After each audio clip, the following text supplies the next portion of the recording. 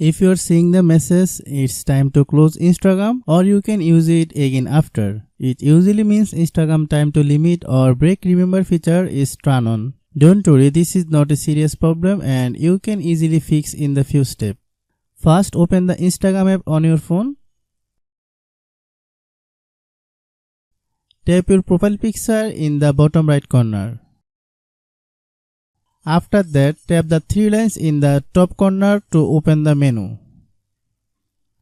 Scroll down and find the section Time Management. Click Time Management. Inside the section, you may see options like Daily Time Limit, Take a Break or Sleep Mode. If any of these are turned on, Instagram will show message telling you stop using app for some time. Tap on the option and choose Turn Off or increase the time limit. Once you disable the remember, close Instagram completely and open it again. If the problem still appears, try restarting your phone and updating Instagram app from the Play Store or App Store. Sometimes an older app version can also cause this issue. After following this step, Instagram should work normally again without showing the use it again later message.